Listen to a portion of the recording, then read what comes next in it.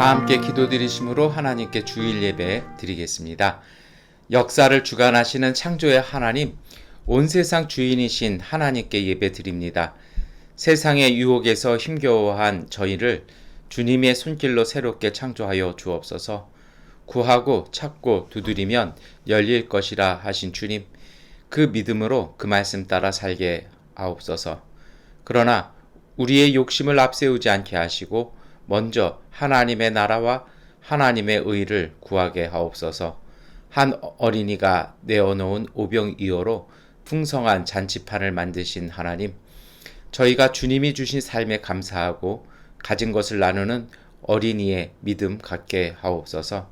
삶의 궁핍함과 근심에 사로잡힌 이웃들, 일터를 찾아 생계를 쫓는 이웃들, 불의한 사회에서 몸부림치는 이웃들, 대립과 다툼의 현장에서 힘들어하는 이웃들, 그들과 함께 우리의 것을 나누게 하옵소서. 예수 그리스도의 이름으로 기도드립니다. 아멘. 나는 전능하신 아버지 하나님 천지의 창조주를 믿습니다. 나는 그의 유일하신 아들 우리 주 예수 그리스도를 믿습니다. 그는 성령으로 잉태되어 동정녀 마리아에게서 나시고 본디오 빌라도에게 고난을 받아 십자가에 못 박혀 죽으시고 장사된 지 사흘 만에 죽은 자 가운데서 다시 살아나셨으며 하늘에 오르시어 전능하신 아버지 하나님 우편에 앉아 계시다가 거기로부터 살아있는 자와 죽은 자를 심판하러 오십니다. 나는 성령을 믿으며 거룩한 공교회와 성도의 교제와 죄를 용서받는 것과 몸의 부활과 영생을 믿습니다. 아멘. 주님의 성령 지금 이곳에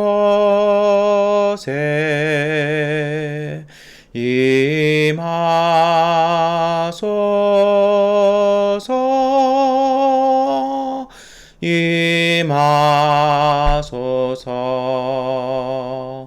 주님의 성령 지금 이곳에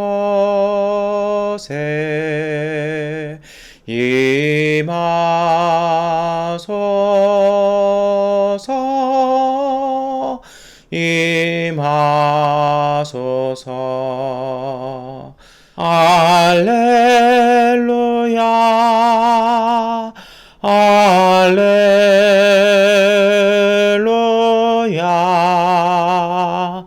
알렐루야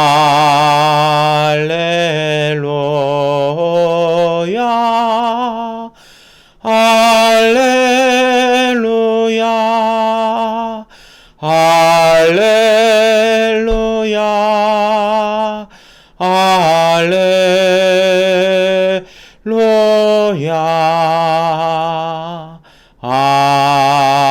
할렐루야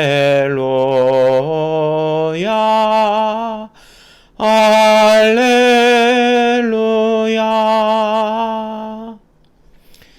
다 함께 하나님께 기도드리겠습니다. 전능하신 아버지 하나님, 거룩한 주일 예배로 예배드리게 하시니 감사합니다. 우리가 예배드리는 모든 것을 성결하게 하여 주시고 믿음으로 주님 앞에 나와 싸우니 오늘 우리를 받아주셔서 주님의 거룩한 보혈로 온전하게 하여 주옵소서. 저희들의 죄와 부족함과 허물을 고백하며 주님의 은총을 구하오니 저희에게 하나님의 사죄의 은총을 내려 주시옵시고 주님이 주시는 거룩한 은총으로 새롭게 되어 더 당당하고 힘있게 세상 앞에서 온전히 믿음의 사람으로 서게 하여 주옵소서. 하나님 간절히 구합니다.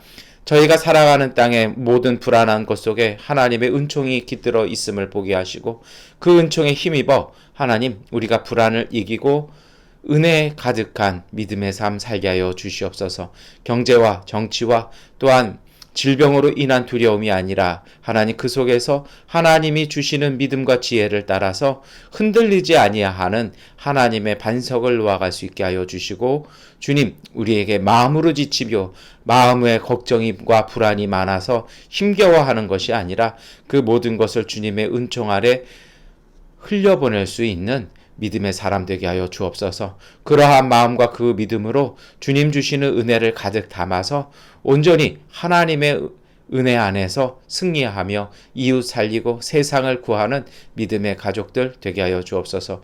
우리 교회를 붙잡아 주시고 하나님 우리 교회를 통해서 하나님 미얀마 양곤의 복음이 전하여지게 하여 주시옵소서.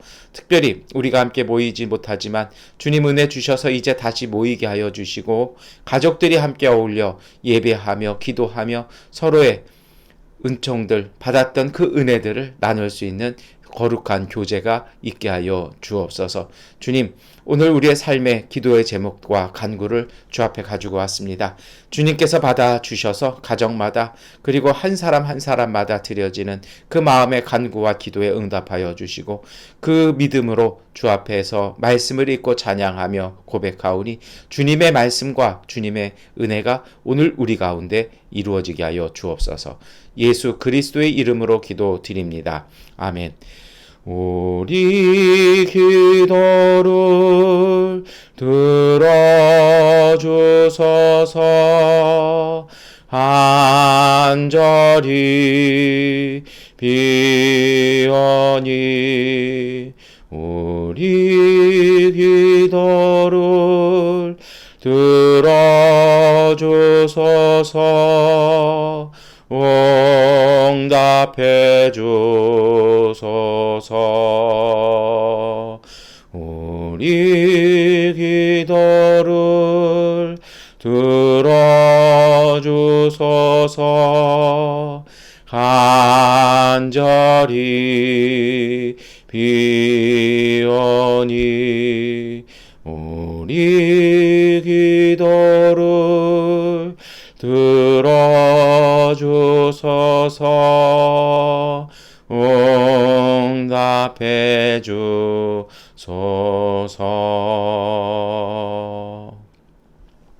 아멘.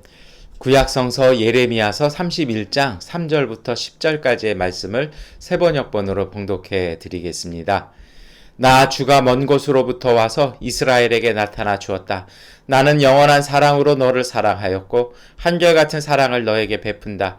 처녀 이스라엘아, 내가 너를 일으켜 세우겠으니 내가 다시 일어날 것이다.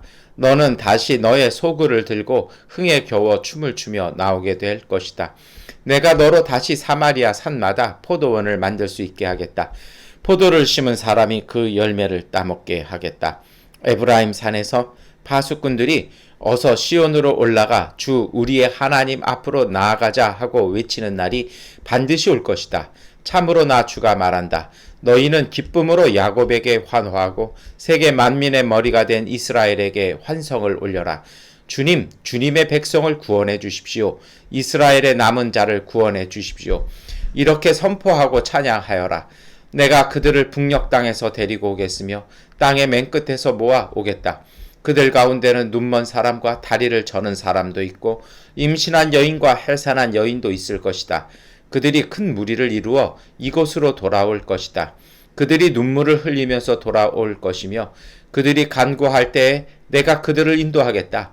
그들이 넘어지지 않게 평탄한 길로 인도하여 물이 많은 시냇가로 가게 하겠다. 나는 이스라엘의 아버지이고 에브라임은 나의 맏아들이기 때문이다. 문민족들아, 너희는 나 주의 말을 듣고 먼 해안 지역 사람들에게 이 말을 전하여라. 이스라엘을 흩으신 분께서 그들을 다시 모으시고 목자가 자기 양떼를 지키듯이 그들을 지켜 주신다. 아멘. 복음서의 말씀 마가복음 10장 46절부터 52절까지의 말씀을 세번역번으로 봉독해 드리겠습니다. 그들은 여리고에 갔다. 예수께서 제자들과 큰 무리와 함께 여리고를 떠나실 때에 디메오의 아들 바디메오라는 눈먼 거지가 길가에 앉아 있다가 나사렛 사람 예수가 지나가신다는 말을 듣고 다윗의 자손 예수님, 나를 불쌍히 여겨 주십시오 하고 외치며 말하기 시작하였다. 그래서 마른 사람이 조용히 하라고 그를 꾸짖었으나 그는 더욱 더 큰 소리로 외쳤다. 다윗의 자손님, 나를 불쌍히 여겨 주십시오. 예수께서 걸음을 멈추시고 그를 불러오라고 말씀하셨다. 그리하여 그들은 그 눈먼 사람을 불러서 그에게 말하였다. 용기를 내어 일어나시오. 예수께서 당신을 부르시오. 그는 자기의 겉옷을 벗어 던지고 벌떡 일어나서 예수께로 왔다. 예수께서 그에게 말씀하셨다. 내가 너에게 무엇을 하여 주기를 바라느냐? 그 눈먼 사람이 예수께 말하였다. 선생님, 내가 다시 볼 수 있게 하여 주십시오. 예수께서 그에게 말씀하셨다. 가거라, 내 믿음이 너를 구원하였다. 그러자 그 눈먼 사람은 곧 다시 보게 되었다. 그리고 그는 예수가 가시는 길을 따라 나섰다. 아멘. 찬송가 446장 찬송 드리겠습니다.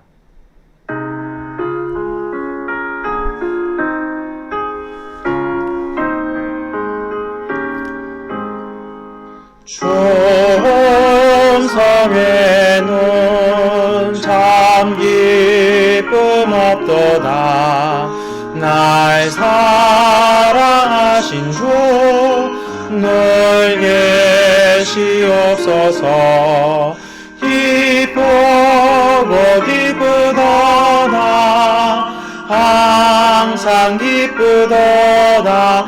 나 주께 왔사오니 주옵소서. 나 주께 왔으니 주시옵소서. 주 함께 계시면 근시험이기네. 기쁘고 기쁘도다. 항상 기쁘도다. 나 주께 왔사오니 꼭 주옵소서. 주 떠나가시면 내 생명 헛되네. 기쁘나 슬플 때 늘 계시옵소서.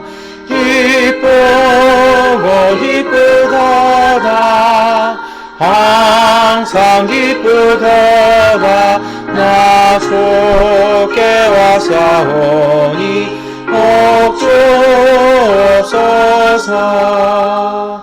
그 귀한 언약을 이루어 주시고 주 명령 따를게 늘 계시옵소서. 기쁘고 기쁘도다.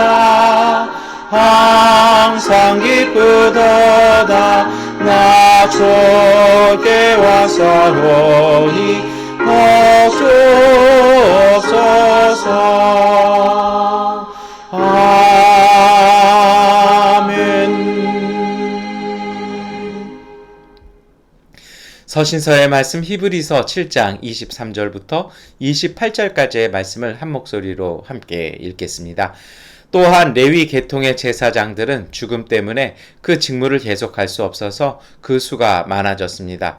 그러나 예수는 영원히 계시는 분이므로 제사장직을 영구히 간직하십니다.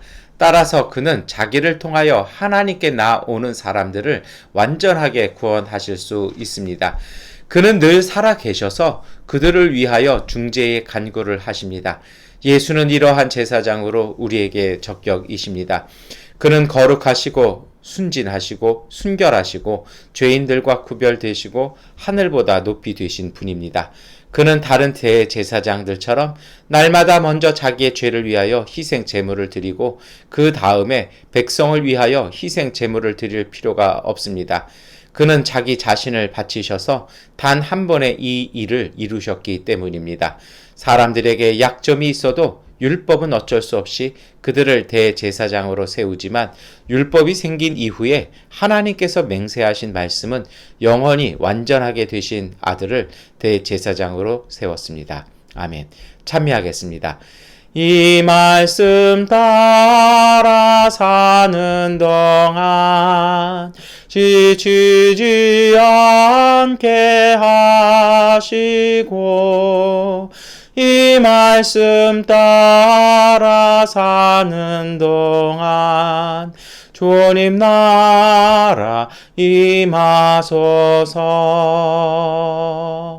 이 말씀 따라 사는 동안 지치지 않게 하시고 이 말씀 따라 사는 동안 주님 나라 임하소서.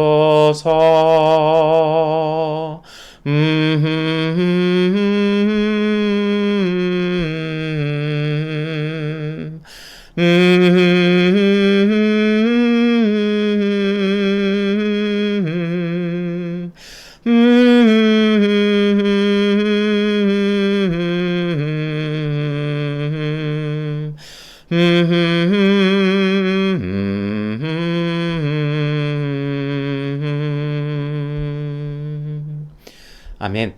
우리 서로 교제 인사하시겠습니다. 하나님께서 우리와 함께 하십니다. 인사하시겠습니다.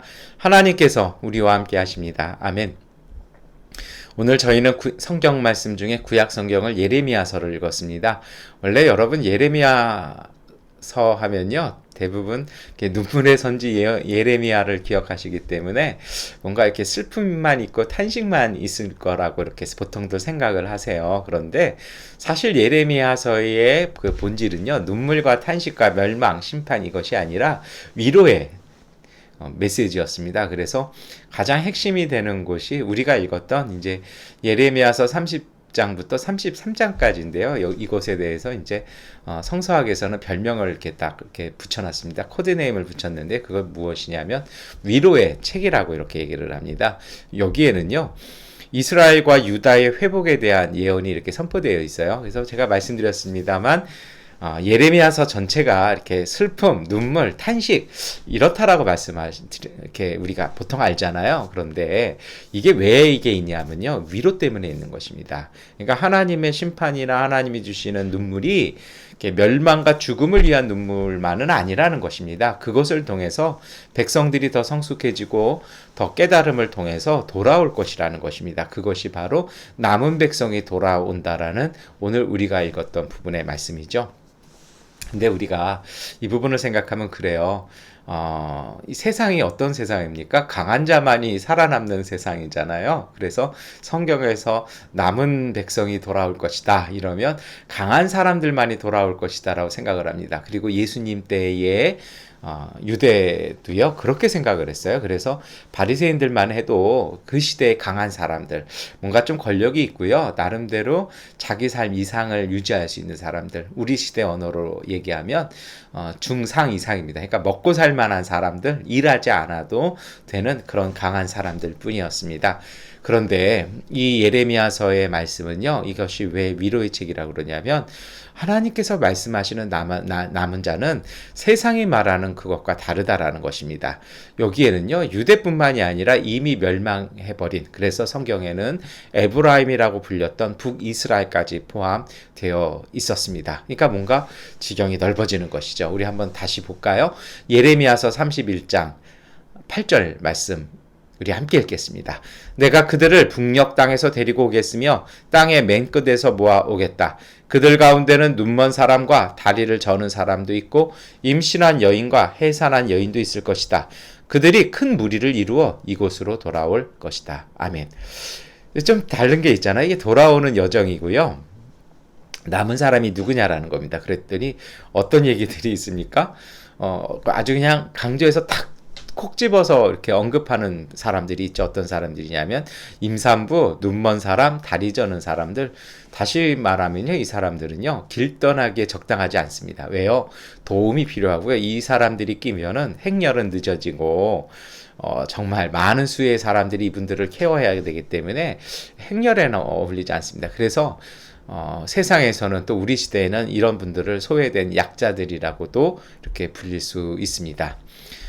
그런데 이 말씀에는요, 깊은 뜻이 있고요, 우리에게 주시는 말씀이 있습니다. 그것은 약속의 땅에 들어가는 사람들, 하나님의 은총 아래 살아가는 사람들은 누구냐라는 것입니다. 그것은 세상의 기준과는 다르다라는 것입니다. 하나님은 모든 사람들에게 구원을 베풀어 주시는 분이심을 우리가 다시 한번 우리의 마음속에 되새겼으면 좋겠습니다. 예레미야서 31장 7절의 말씀입니다. 참으로 나 주가 말한다. 너희는 기쁨으로 야곱에게 환호하고 세계 만민의 머리가 된 이스라엘에게 환성을 올려라. 주님의 백성을 구원해 주십시오. 이스라엘의 남은 자를 구원해 주십시오. 이렇게 선포하고 찬양하여라. 아멘. 여러분, 이 남은 사람들이요, 이 세상과는 좀 다르다라고 말씀드렸잖아요. 그렇다면 이 남은 사람들로 규정되어진 하나님의 자비를 받은 사람들이 품어야 하는 그 삶의 자세는 무엇일까요? 강한 자가 남은 자가 되지 못한다라면 어떤 것이 또 그 기준이 되어질까요? 저는 이러한 주제를 가지고 오늘 예배의 말씀을 함께 나누었으면 합니다. 요즘 제가 좀 아쉬운 것이 있어요. 그게 무엇이냐면, 예전에 우리가 예배 드리고 이렇게 주일 말씀 함께 나누면, 이렇게 나눈다는 말 자체로 주일 예배 끝나면 또 이렇게 시간이 될 때마다 차 한잔 하면서 주일 설교를 가지고 우리 같이 좀 토론도 하고 서로 간에 이렇게 의견도 나누고 이렇게 했었던 것 같아요. 그게 없어서 참 마음이 아쉽고 사실은 좀 힘이 드는 부분도 있습니다. 다시 그 시간이 빨리 올 수 있도록 우리가 기도하고, 그리고 또 제가 빨리 갈 수 있도록 기도해 주셨으면 좋겠습니다.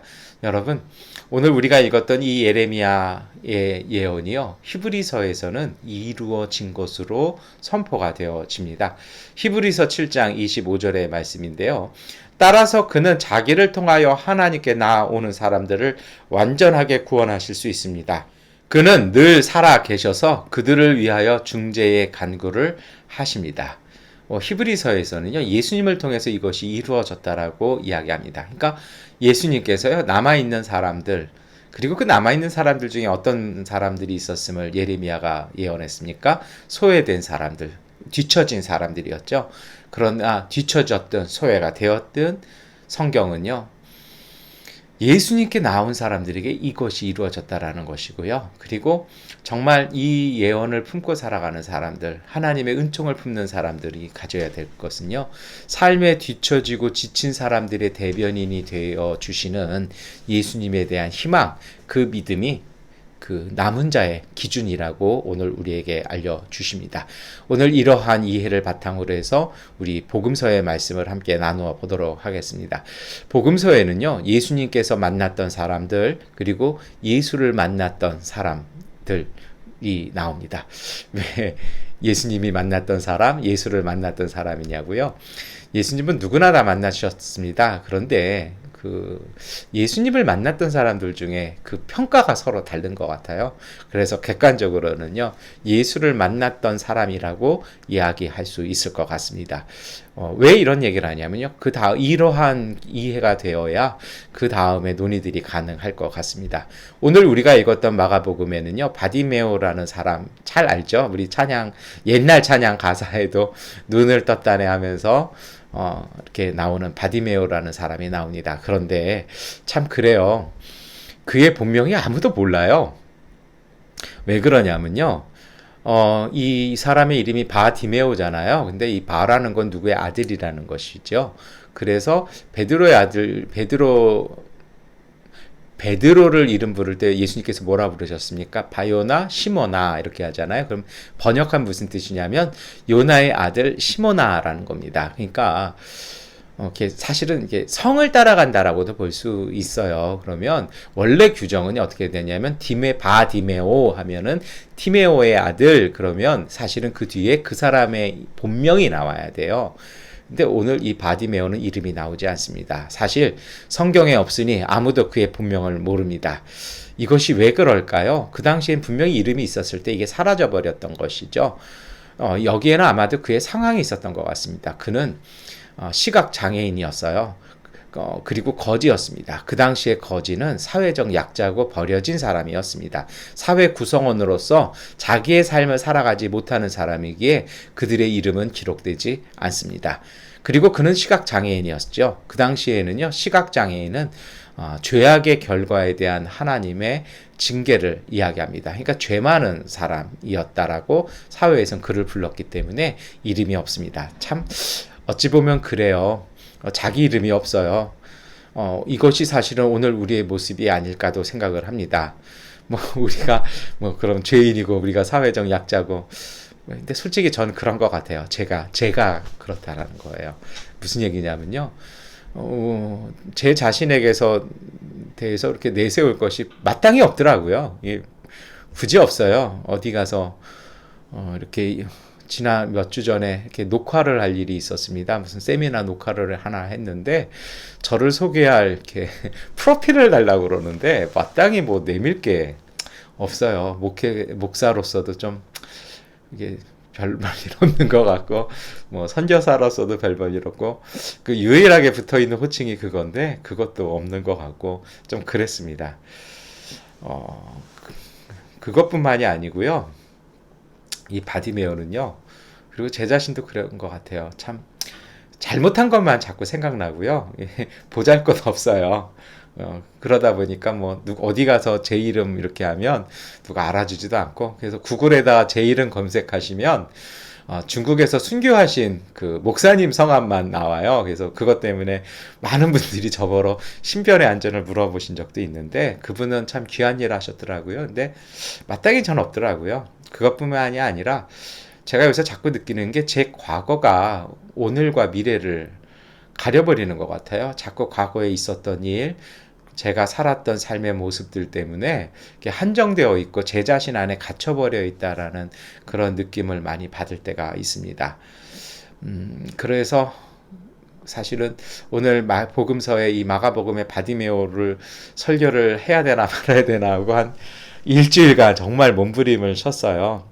그런데 왜냐하면 사실은 말씀을 증언할 그 자신이 없었어요. 왜냐하면 과연 저도 바디메오처럼 눈을 떴나라는 그런 의문감, 그런 것들이, 그리고 지금 또 양곤에 돌아가지 못하고 한국에 발목 붙잡혀 있는 제 자신이 좀 많이 힘들었던 것도 사실입니다. 그런데 제가 이 본문을 묵상하면서 사실 고백하면 오늘 이 유튜브 예배를 녹화하는 것도 정말 늦은 시간에 거의 막바지에 와서 지금 녹화를 하고 있는데요. 마지막에 제가 이 본문으로 말씀을 함께 나누어야겠다라고 생각했던 것은 이거였습니다. 눈을 뜨기 위해서는요, 내 자신이 눈이 멀어 있다라는 사실을 직감할 때 은총은 시작되는 것입니다. 내가 밤이고 내가 어둠 속에 있다라는 것을 인정하기 시작하면 그때가 바로 아침이 시작되는 자리이기도 한 것 같습니다. 그래서 이 본문을 다시 묵상하고 원고를 예전에 써놨던 것 좀 지워버리고 다시 썼던 것 같습니다. 여러분, 여리고에 살았던 거지 바디메오의 삶에 일어난 변화가 있었습니다. 그리고 그 변화가 오늘 함께 예배드리시는 우리 믿음의 가족분들의 변화이기를 축원하는 마음으로 오늘 말씀을 함께 나눕니다. 이 거지 바디메오요, 이 본명조차 알려지지 못했던 사람이요, 그래서 아버지의 이름, 누군가의 아들의 일로서만 불렸던 사람, 단 한 번도 자기 인생을 살아서 그 인생을 보고 누군가가 그 인생에 걸맞는 이름을 지어주지 않았던 사람이요. 어찌 보면 뭐 해석은 분분합니다만 태어날 때부터 눈이 보이지 않아서 아버지가 이름을 지어주지 못해서 바디메오라고 불렸을 수도 있을 것 같아요. 그런데 이 사람이요, 뭔가 특이한 일 하나를 하기 시작합니다. 앞도 못 보는 사람, 인정도 못하는 사람, 자기 밥벌이도 못하는 사람, 자기 집도 자기 혼자서는 가기 어려운 이 사람이 유일하게 한 행동 하나는, 적선하고 구걸하는 것 외에 한 행동 하나는 우연히 들은 소식 하나를 마음에 품고 희망을 꿈꿨다라는 것입니다. 나사렛에서 온 사람 예수, 그가 가난하고 병든 이들을 고친다라는 그 사실을 듣고 그는요, 생각을 하기 시작합니다. 틀림없이 예수가 메시아일 것이라는 것입니다. 왜냐고요? 우리가 예언서의 말씀, 예레미야의 말씀 보셨잖아요. 하나님의 나라, 하나님의 보내시는 그 사람이 오면, 하나님이 보내시는 구세주가 오면 눈 못 보는 사람 보게 한다라고 예언서 곳곳에 적혀 있었기 때문에 바디메오는요, 메시아가 왔다라고 생각한 것입니다. 그리고 예수가 메시아였다라고 판단한 것입니다. 그런데 이러한 생각을 품으면 다시 현실이 발목을 잡습니다. 깨달음이 있으면요, 반드시 현실이, 그리고 상황이, 내 처지가 발목을 붙잡는 것이 인생의 비극입니다. 시각장애인이 예수를 만날 수 있을까요? 아니, 알아보기나 할까요? 아니요. 어찌 보면 이 시각장애인, 날 때 그 하나님으로부터 벌받은 사람이 이렇게 거룩한 사람을 만날 수 있도록 사람들이 이끌어 줄까요? 혹시 부자였다라면 그랬을지도 모르죠. 그러나 그는 불쌍히도 거지입니다. 그리고 오늘 저도, 그리고 오늘 우리도 이러한 처지에 있었던 것 같습니다. 드디어 6월절이 되었습니다. 이 거지였던 사람들이 생각하는 6월절 어떤 것일까요? 그들은 어차피 성전에도 못 들어갑니다. 그들에게 이 6월절은요, 어찌 보면 1년을 살 수 있는 대목대인지 모릅니다. 자비를 행하여야 되는 사람, 하나님 앞에서 보여지는 이 자비와 율법의 의무를 행해야 되는 사람들이 성전으로 오는 길목에서 그들은 어찌 보면 1년 먹고 살 그런 동장을 해야 될 때인 것 같습니다. 그런데 바디메오는요, 구걸이 아니라 예수를 선택했습니다. 어찌 보면요, 그는 불가능을 품은 것입니다. 말씀드렸잖아요. 어떻게 알아볼 거면 알아본다 한들 어떻게 그분 앞에 나가시냐라는 것이죠. 그런데요, 이렇게 불가능을 품었지만 그가 품었던 그 소망이 근처에 왔을 때 보통 사람은 포기합니다. 근처까지는 와요. 아니, 그 소망이 우리 주변까지는 와요. 근데 정작 그것이 가까이 오잖아요. 우리는 그것을 포기할 때가 너무 많습니다. 눈 못 보는 거지가 무리들 사이에서 예수님 만날 수 있는 확률 과연 얼마가 될까요? 라고 제가 자주 말씀드리지 않았습니까? 마가복음 10장 47절입니다. 나사렛 사람 예수가 지나가신다는 말을 듣고 다윗의 자손 예수님 나를 불쌍히 여겨주십시오 하고 외치며 말하기 시작하였다. 바디메오는요, 눈은 못 봤어요. 그렇다고 벙어리 아니잖아요. 그러니까 어떻게 하는 겁니까? 누군지도 모르고 사람들 웅성웅성해서 어디 길도 못 찾을 것 같으니까 그는 소리 지르기 시작했다는 것입니다. 마음속에 품었던 소망을 외치기 시작한 것입니다. 여러분, 우리가 이 마음과 이 신앙 배웠으면 좋겠어요. 이 눈이 먼 것뿐이지 입은 닫히지 않았어요. 때로는 우리가 말을 못할 뿐이지 우리가 다 못하는 거 아니잖아요. 그러니까 바디메오 어떻게 하는 것입니까? 메시아를 만나기 위해서요, 예수님을 만나기 위해서 자기가 할 수 있는 자기의 자리에서 본인이 가능한 최대의 노력을 하는 것입니다. 저는 이것이 믿음인 것 같아요. 믿음이란 것은요, 무엇을 열심히 하는 것이 아닙니다. 자주 말씀드리지만 믿음이란 내 삶에 있어서 가장 소중한 것을 품고 그것을 추구하기 위해서 최선을 다하는 것이 믿음입니다. 여러분, 그래서 바디메오는요, 볼 수 없지만 길을 찾아갈 수는 없지만 그는 할 수 있는 일, 자기의 그 동량의 자리에서요 소리 지르기 시작한 것입니다. 그런데 오늘 마가복음은요, 아주 희한한 것을 심어놨어요. 마가복음 10장에 바디메오가 뭐라고 소리 지릅니까? 이게 기가 막힌 거예요. 나사렛 사람 예수가 지나가신다는 말을 듣고, 그러니까 이 어리고 자체가요, 예루살렘에 가는 길목이거든요. 그러니까 예수님에 대해서 제가 그랬잖아요. 예수님께서 만나주신 사람, 예수를 만난 사람이라는 표현을 제가 오늘 일부러 쓴다라고 그랬잖아요. 그러니까 예수를 만난 사람들이 뭐라 얘기하는 겁니까? 저 정말 하찮은 동네, 저 나사렛에서 온 시골 촌뜨기 예수가 온다. 사람들이 쭝얼쭝얼한 거죠. 왜요? 예루살렘 근처로 갈수록 예수님에 대해서 좋게 생각하는 사람은 별로 없었습니다. 그러니 그 사람들은요, 이렇게 아주 폄하해서 부르기 시작하는 것이죠. 왜요? 그 당시에 나사렛이 가졌던 의미가 있잖아요. 나사렛에서 무슨 선한 것이 나겠느냐. 아주 무시했던 동네 사람 출신이거든요. 하필 나도 꼭 집어서 그런 곳에서 태어나셨습니다. 사람들은 그렇게 얘기했어요. 그런데 이 바디메오는 뭐라고 고백하는 겁니까? 나사렛 사람 예수가 지나가신다는 말을 듣고 다윗의 자손 예수님 하고 그는 호칭을 바꿔버립니다. 왜요? 여기에는요, 깨달음이 있었어요. 소문으로 들었던 소식에서 그것을 품어내니까 그 소망이 그로 하여금 깨닫게 한 것이 있었습니다. 이것이 로마서 10장 17절에 그러므로 믿음은 들음에서 생기고 들음은 그리스도를 전하는 말씀에서 비롯됩니다라고 사도 바울은 증언합니다. 바디메오는요, 그 소문을 듣고 품었습니다. 그 품었던 소망이 드디어 들음이 되고 그 들음이 믿음이 되어서 예수 그리스도에 대한 신앙 고백을 하는 것입니다. 나사렛 요셉의 아들 예수가 아닌 다윗의 자손 예수라는 이 말은 굉장한 의미가 있는 말이었습니다. 이것은요, 그리스도의 호칭이기도 했습니다. 다시 말해서 바디메오는 예수님을 알아보았다라는 것입니다. 예루살렘 오는 길 그 여정에서 예수님의 제자들조차 그것을 깨닫지 못했을 때 이 눈도 보지 못하는 바디메오는요, 그것을 깨달았다라는 것입니다. 그리고 이야기하지 않습니까? 나를 불쌍히 여겨 주십시오. 이것은 사실은 믿음의 기도였습니다. 하나님의 자비를 간구하는 모든 사람들의 기도를 바디메오는요, 대표해서 하고 있는 것입니다. 그런데 참 그래요. 소망이 담긴 기도나 그런 믿음의 행동은요, 꼭 저지를 당하고 방해를 받습니다. 마가복음 10장 48절이죠. 그래서 많은 사람이 조용히 하라고 그를 꾸짖었으나 그는 더욱더 큰 소리로 외쳤다. 다윗의 자손님, 나를 불쌍히 여겨 주십시오. 이 사람들이 말하지 말라고 막 그래요. 왜 그러냐면요, 침묵을 강요하죠. 그것은 바디메오가 한 이 말이 그 당시로서는 위험한 정치 구호였기 때문입니다. 다윗의 자손이라는 것은요, 그 당시에서는 유대 독립에 대한 정치적 용어였다라는 것입니다.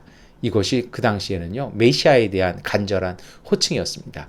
원래 메시아는요, 로마 황제여야 합니다. 그래서 우리가 주 예수 그리스도라고 호칭하잖아요. 그 주님이란 도미티우스라는 말도요, 황제에게만 붙일 수 있는 말입니다. 그러다 보니 아무래도 불안한 이 유대 지역에서 민중 저항이 일어나면 어떡할까 신경 썼던 로마가 아주 신경 써서 예루살렘에 군대를 보내서 지켰던 때는 유월절 기간이었습니다. 만약에 이 소식을 로마가 듣는다라면 그 일대 그 소리를 들었던 모든 사람들은 고초를 겪어야 되는 것이었습니다. 그래서 그들은 침묵하고 있었던 것이죠. 그런데요, 이 바디메오는 소리 지르기 시작합니다. 겁을 내지 않아요. 우리가 하는 말로 눈에 뵈는 게 없어서 그런 것일까요? 사람들의 저지에도 계속 바디메오는 외치기 시작합니다. 저는 이것이요, 눈에 뵈는 것이 없어서가 아닙니다. 이것은 자기 확신과 믿음에 찬 행동입니다. 예수를 믿어야 내가 산다는 고백의 행동입니다. 말씀드렸던 것처럼 많은 분들이 소망을 품지만 정작 그 소망이 내 근처에 오면 그것을 놓아버리거나 외면해버릴 때가 많습니다. 그런데 이 바디메오의 자세는요, 그것을 붙잡기 시작합니다. 왜 그럴까요? 내가 눈이 멀었다는 사실, 내가 앞이 안 보인다라는 사실을 그는 직시하고 있었기 때문입니다. 어떻게 되든지 자신이 로마에 의해서 처벌받는 한이 있더라도 내 눈은 떠야 한다라는 간절함, 그리고 그 내 눈을 뜨게 해주실 유일한 그분이 지금 내 앞에 있고 지금 그분이 지나가신다라면 내가 다시 이 기회가 올지 안 올지 모른다라는 그 절박감이, 그리고 그분에 대한 확신이 소리 지르게 하는 것입니다. 여러분, 이것이 바로 들음으로 시작된 믿음이 고백과 행동으로 이루어지는 것입니다. 원고에 없는 얘기 하나를 드리겠습니다. 저는 돈은 별로 안 아낍니다. 쓸만한 일이 생기면 써버립니다. 근데 저는 제게 있어서 제일 소중한 것은요, 돈이 아니라 저에겐 시간입니다. 때입니다. 기회입니다. 시간은 어떻게 할 수가 없어요. 때는요, 한 번 놓치면 어떻게 될지 몰라요. 그 기회는요, 지나가 버리면 어떻게 될지 모릅니다. 그래서 가능하면 시간을 지키려고 그러고, 제게 주어진 때와 기회는 가능하면 하나님 주신 선물이므로 붙잡으려고 노력합니다. 그것이 부끄러운 제 과거 속에서 제가 유일하게 깨달은 사실이고, 제가 그래도 하나님 앞에서 회개했을 때 하나님께서 깨닫게 해주신 교훈이었습니다. 우리에게 주어진 시간, 하나님께서 우리에게 주셨던 구원과 기회의 시간들, 그때 여러분 놓치지 마십시오. 믿음으로 응답하셨다라면 그것을 붙잡으십시오. 그것이 바로 여러분 믿음이라고 저는 감히 말씀드릴 수 있을 것 같습니다. 육체의 눈과 믿음의 눈은 다릅니다. 바디메오는요, 눈은 보지 못했으나 그는요, 메시아를 보기 시작한 것입니다. 예수를 둘러싸고 예수님에 대해서 나사렛 사람 예수라고 비하하던 사람들은요, 눈은 보이나 하나님의 아들을 보지 못합니다. 예수님과 3년을 동고동락하면서도 예수님께서 무엇을 원하느냐라고 넌지시 우회적으로 물어보실 때 얼토당토하는 이야기를 하고 높은 자리를 탐내는 제자들은 예수님의 길을 보지 못했으나 이 바디메오는 보고 있는 것입니다. 그래서 참된 신앙은요, 육체의 눈이 아니라 믿음의 눈으로 예수를 따르는 사람들입니다.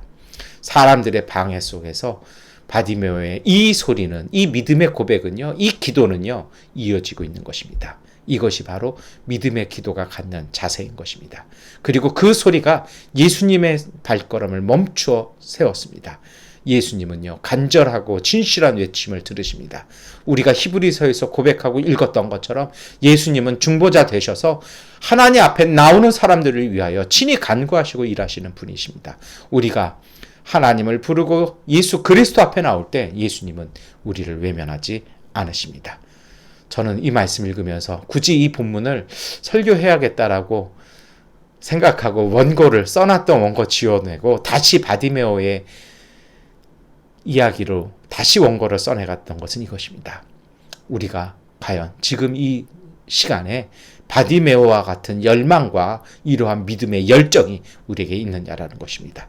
삶의 어둠을 걷어내기 위해 예수를 만나야겠다는 그 믿음, 그 간절함이, 그 신앙의 뜨거움이 오늘 우리 안에 되살아나시기를 축원합니다. 믿음은요, 때로는요, 의지이고 때로는 투지이고 때로는 열정입니다.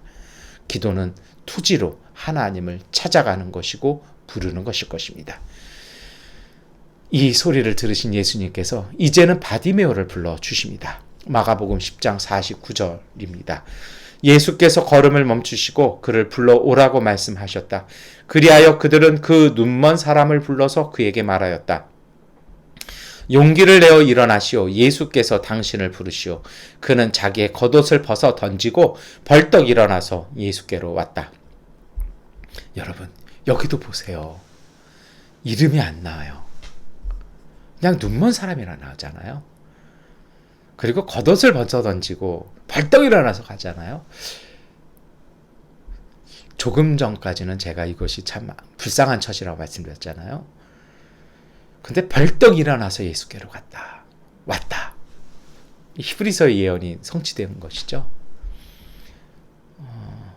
저는 이것을 보면요, 마치 새 사람이 태어나는 것 같아요.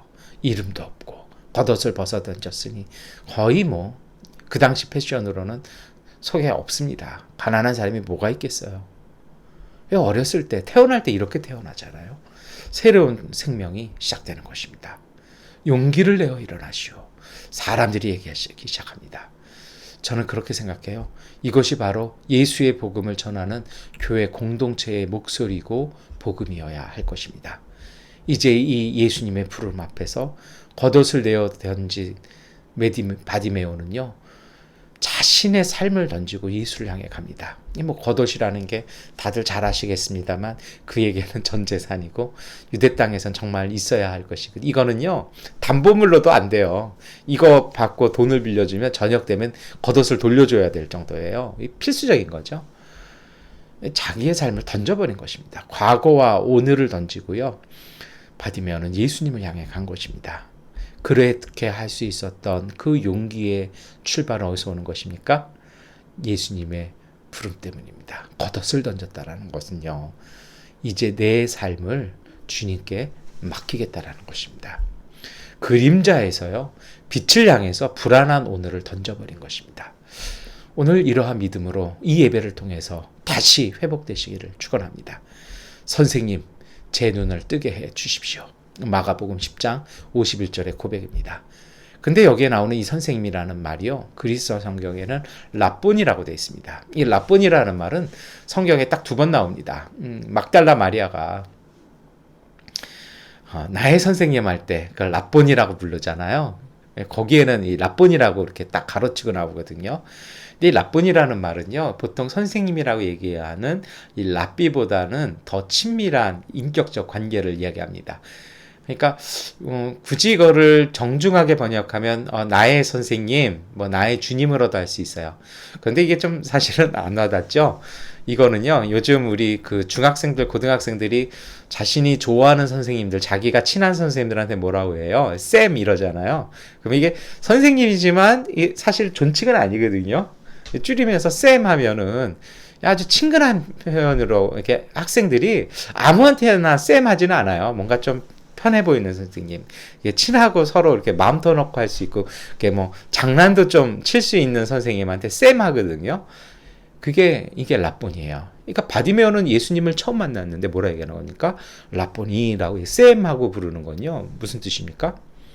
그동안 그는 너무 이 소망을 품고 있어서 이 품었던 소망이 예수님과의 관계를 형성한 것입니다. 오늘 우리가 예수를 품을 때 그 안에 벌써 우리와 예수님의 관계는 돈독해져 있는 것입니다. 그리고 자신이 구할 것에 대한 분명한, 그리고 내가 예수를 만나면 나는 어떻게 살아야겠다라는 것이 이 사람 분명하게 이미 그걸 깨닫고 있었기 때문에 일사천리로 움직이기 시작합니다. 이제 이 바디메오가 눈을 떴습니다. 다시 말하면 바디메오의 삶의 문제의 핵심이 해결된 것입니다. 다시 눈을 떴다는 것은 새로운 삶을 시작한 것입니다.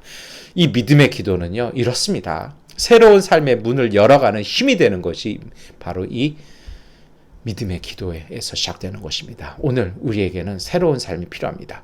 어떻게 과거로 돌아갈까? 아니요. 저는 그것이 맞는 화두가 아니고요. 그것이 바른 이슈가 아니라 우리에게 진정한 바른 이슈는요, 이 코로나 이후에 우리는 어떻게 새롭게 살아갈 것인가를 고민하고 기도해야 되고 믿어야 할 것입니다. 이러했던 사람들에게, 바디메오에게 예수님께서 주신 은총이 있습니다. 마가복음 10장 52절의 말씀 우리 함께 읽겠습니다. 예수께서 그에게 말씀하셨다. 가거라, 내 믿음이 너를 구원하였다. 그러자 그 눈먼 사람은 곧 다시 보게 되었다. 그리고 그는 예수가 가시는 길을 따라 나셨다. 사실 이 본문 때문에 바디메오가 태어날 때부터 소경이냐, 중간에 소경이었냐, 뭐 이것이 많아요. 그래서 그가 태어날 때부터 소경이었다라고 주장하는 학자들의 그 근거는요, 제가 사실 앞에서 언급했거든요. 이름이 없었어요. 본명이 없잖아요. 바요나 시몬인데 이 사람은 그냥 바디메오로 끝나버리는 것. 그런데 이게 중간에 눈이 멀었다는 여기에서 이제 곧 다시 보게 되었다, 이 말씀을 근거로 해서 막 해요. 근데 저는 뭐 양쪽도 아닙니다. 뭐 그건 성경에 기록 안 하셨으니 알 필요가 없다라고 보고요. 곧 다시 보게 되었다라는 것은요, 그의 시각과 그의 깨달음이 또 달라졌다라는 것이에요. 그는 예수를 알아보는 믿음이 있었습니다. 나사렛 사람이 아니라 다윗의 자손이라는 것을 알았어요. 그런데 이 다윗의 자손이 하는 역할이 무엇입니까? 정치적인 메시아거든요. 독립과 주권을 회복하는 것이었습니다. 여기에서 그의 눈이 열렸어요. 이제는 더 바뀌었어요. 예수를 알아봤는데 메시아이신 예수, 다윗의 자손이신 예수님이 걸으셔야 됐던 길을 그는 꿰뚫어 보았던 것입니다. 그래서 그는 무엇입니까? 예수께서 가시는 길을 따라 나서기 시작합니다. 들음에서 시작된 믿음이 바디메오를 살렸습니다. 여러분, 오늘 우리는요, 이 들음에서 시작된 믿음을 신뢰하고 고백해야 합니다. 고백하십니까? 고백하십시오. 눈을 뜬 바디메오가 예수를 따라 나서는 이 길이요. 말씀드렸습니다만 그는 예수의 길을 알아본 것입니다. 제자들은 승리와 영광이라고 보았습니다. 그런데 바디메오가 따라 나선 이 길은요, 예루살렘으로 이어지는, 십자가로 이어지는 고난의 길이었습니다. 마가는 이 이야기를, 이 바디메오의 이 사건을 예루살렘 여정에, 예루살렘으로 올라가시는 길에 마지막 치유의 이적으로 소개하고 있습니다. 다시 말해서요, 의도적으로 여기다 집어넣습니다. 세 번의 순환 예고 이후에 예루살렘 문턱에서 이 바디메오의 깨달음, 단순히 눈이 고쳐지는 보게 되는 것뿐만이 아니라 분명히 눈을 떴음에도 보고요, 그 눈뜸이 또 다른 눈뜸으로 이어지고 있다는 것을, 그가 예수를 따라 나섰다라는 것을 통해서 다시 한번 이야기하고 있는 것입니다. 높은 자리를 구하는 제자들의 눈은 어두웠습니다. 예수의 십자가를 보면서 많은 사람이 실망하고 많은 사람이 비난했던 그들의 무리들의 눈은 어두워졌지만 이 바디메오의 눈은 예수님의 가시는 길을 보았다라는 것입니다. 여러분, 장님이 예수님의 예루살렘의 십자가의 길을 본 것입니다. 이 부분을 보다 보면 그렇습니다. 여러분, 기적이 믿음을 일으키는 것이 아니고요. 믿음이 기적을 만들어내는 것입니다. 사실 이 이야기는 제가 한 얘기가 아니고요. 도스토옙스키가 까라마조프가의 형제들 속에 이 둘째 아들 이반을 통해서 그 얘기합니다. 기적이 믿음을 일으키는 것이 아니라 믿음이 기적을 만드는 것입니다. 바디메오는요, 믿음으로 이 기적을 만들어냈습니다. 그리고 그는 다시 온전한 믿음으로 이어지죠. 그래서 그는요, 정말 믿음의 눈을 가졌던 것입니다. 오늘 이 복음서의 말씀은 오늘 우리에게 하나님 나라와 구원을 기다리는 사람들의 눈에 대해서, 소위 말해서 영적인 눈에 대해서, 그 하나님 나라의 가치관에 대해서 우리에게 설명해 주고 계시는 것입니다. 참된 믿음이라는 것은 참된 눈을 뜨고 예수의 삶을 따르는 삶입니다. 사람들의 반대와 방해에도 불구하고 그 소망을 선포하는 열정을 품고 그 열정을 따라 예수 앞에 나아가는 삶의 자세를 이야기하는 것입니다. 이것이 바로 하나님 나라에 들어가는 사람의 자격이고, 이러한 삶을 살아가는 사람들, 비록 뒤처지고 힘도 없고 보잘것없고 누구 하나 알아주지 아니하여도 하나님은 그들을 품어주시고 그들을 이끄신다라는 것입니다. 이것이 바로 예레미야와 마가복음 그리고 히브리서에 나오는 하나님의 사랑인 것입니다. 사회적 신분, 상황의 안정이 아닙니다. 아픔과 지친 사람들을 향한 하나님의 자비를 받아들이고 그것을 갈망하는 사람들에게 하나님은 함께 하신다라는 것입니다. 그래서 오늘 우리가 가져야 될 삶의 자세가 있죠. 상황이나 형편으로 인해서 포기하거나 침묵하는 것이 아니라 들음으로 품고 품은 것을 실천하는 사람들이 되어야 한다라는 것입니다. 여러분, 세상에는 장애물이 참 많습니다. 그런데 이상해요. 우리는 그 장애물을요, 우리의 자산으로 여길 때가 많아요. 그런데 바디메오가 어떡합니까? 그가 유일하게 품었던 그의 호구지책이었고 그를 유일하게 지켜주었던 겉옷을 내어 던지고 예수 앞에 나가지 않습니까? 다시는 그 거지의 삶으로 돌아가지 않겠다라는 것입니다. 다시는 길거리의 삶으로 가지 않겠다라고 그는 예수를 향해 갈 때 그것을 벗어 던지고 갑니다. 어찌 보면 그래요. 그것이 쉬운 일 아니죠. 오늘 우리도 그래요. 벗어 던지지 못하기에 우리는 거기에 꽁꽁 붙잡혀 있는지도 모릅니다. 그뿐만이 아니죠. 냉혹한 세상은 우리에게 침묵을 강요합니다. 당신 같은 사람이 자격이 없다고 얘기할 때도 있습니다. 겉옷을 던지고 예수에게로 향하는 믿음에는 자격이란 없는 것입니다. 겉옷 던지고 예수에게 향하는 믿음은요, 침묵이 아니라 열정으로 그 길을 환희로 뛰어나가는 것입니다. 용기를 내어 일어나 가시오. 예수께서 부르십니다. 왜 이 겉옷을, 그나마 이 지니고 있던 걸 던질 수 있을까요? 여러분, 그가 던질 수 있었던 것은 이 예수님의 이 부르심이었습니다. 성령은 오늘 우리에게 오셔서 이 부르심을 말씀해 주시고 깨닫게 하십니다. 소망을 품고 고백한 사람만이요, 예수의 부르심을 듣는 것입니다.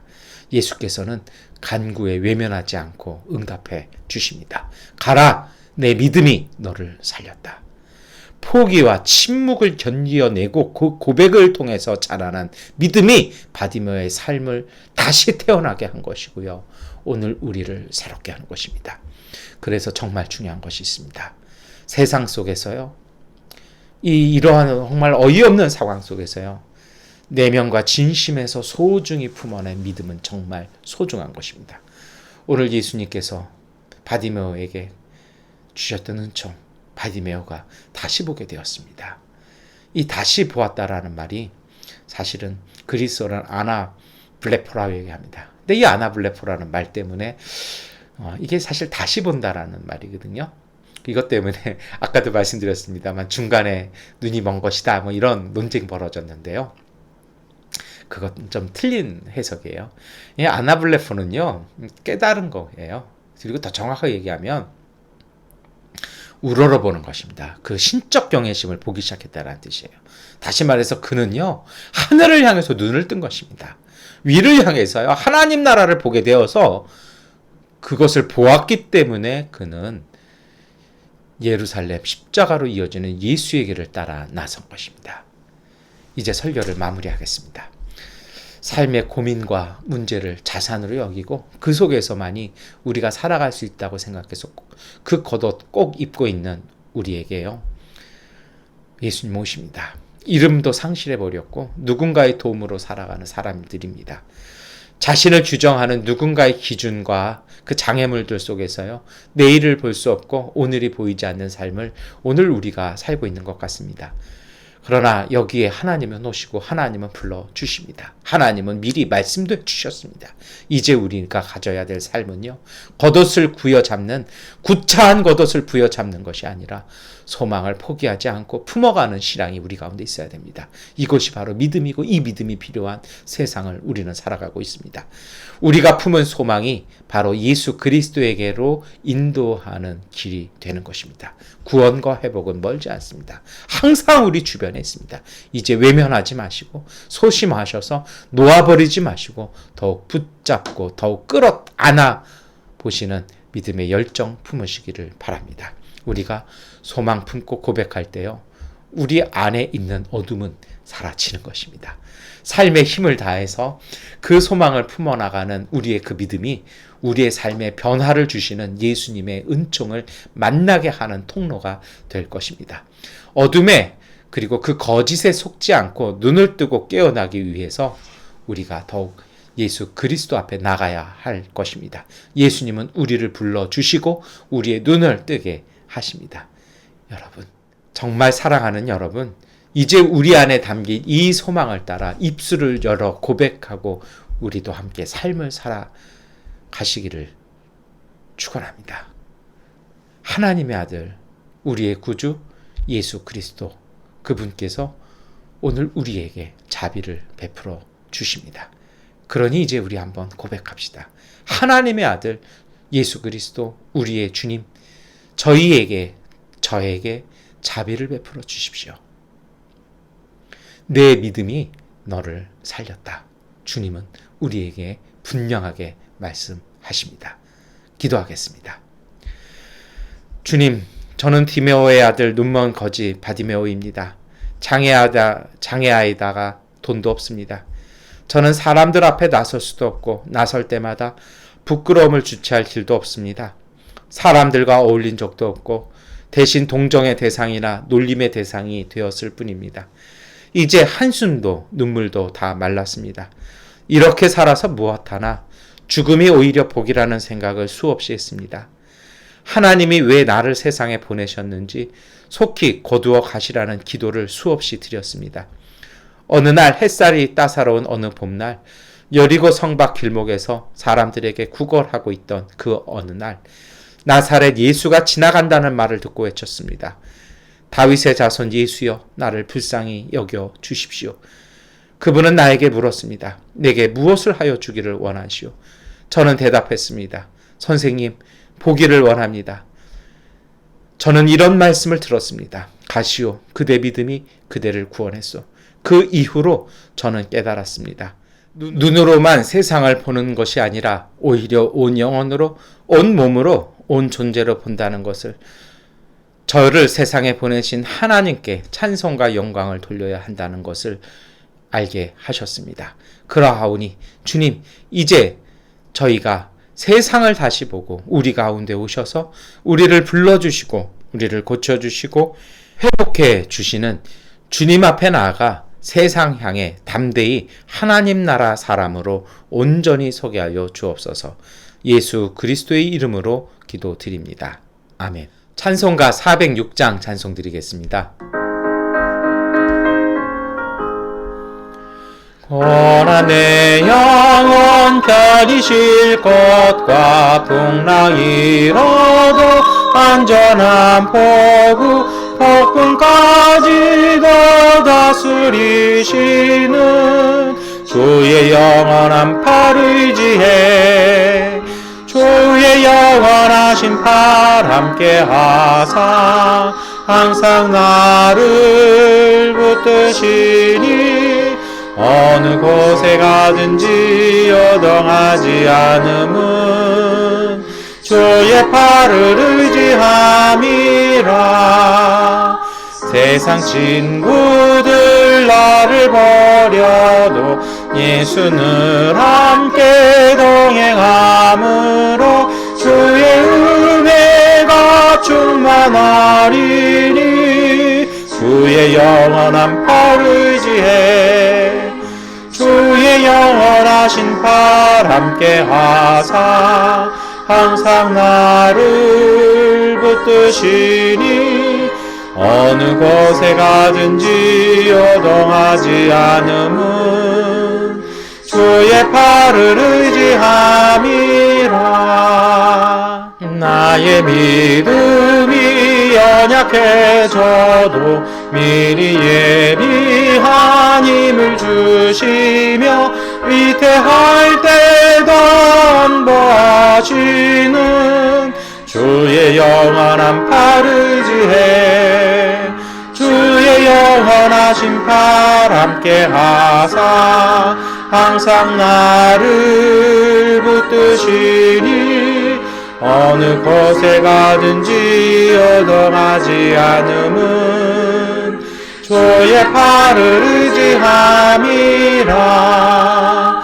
능치 못한 것 주께 없으니 나의 일생을 주께 맡기면 나의 모든 짐 대신 지시는 주의 영원한 팔 의지해 주의 영원하신 팔 함께 하사 항상 나를 붙드시니 어느 곳에 가든지 요동하지 않음은 주의 팔을 의지함이라.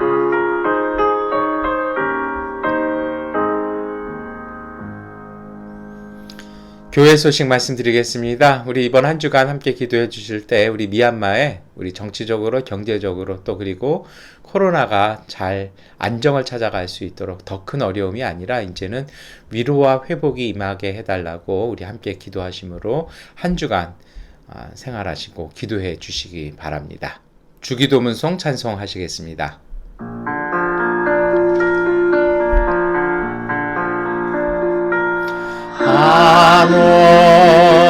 아노래 대신 아버지 이름 거룩하사 주님 나라 임하시고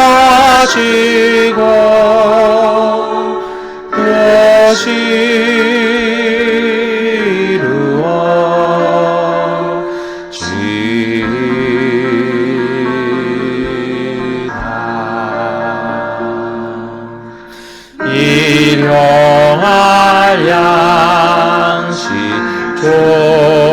주시고 우리 돌의 큰 죄 다 용서하옵시고 또 시험에 들게 마시고 악에서 구원하소서. 되게 주의 나라 주의 권세 주의 영광 영원히 아멘.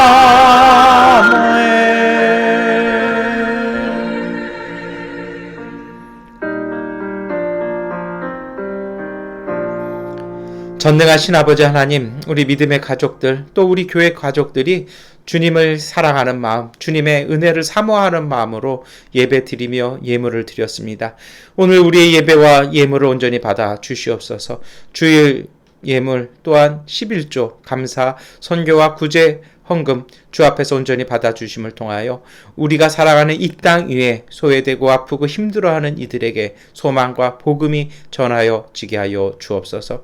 하나님, 예배드리고 예물드리는 믿음의 가정들, 그의 삶의 가정들 안에 세상의 겉옷이 아니라 하나님께서 친히 입혀주신 거룩한 옷들로 하나님 은혜롭게 하시고 빛나게 하시고 영화롭게 하여 주셔서 주님의 그 영화로우신 은총과 하나님의 거룩하신 임재가 함께 있음을 보게 하여 주시옵소서.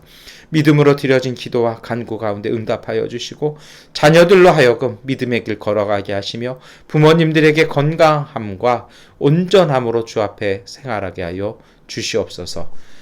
지금은 우리 주 예수 그리스도의 은혜와 거룩하신 하나님의 은총과 보혜사 성령님의 역사와 능력이 하나님 나라의 은총을 소망으로 품고 용기를 다해 삶의 한가운데 오신 예수님 앞에 서는 것을 통해 회복과 변화로 하늘의 은총과 기쁨을 누리며 살기로 결단하는 믿음의 가족들 위해 영원히 함께 하시기를 간절히 축원하옵나이다. 아멘. 주님의 평화가 우리와 함께 우리의 이웃들 가운데 하나님께서 함께 하십니다. 이것으로 주일 예배를 마치겠습니다.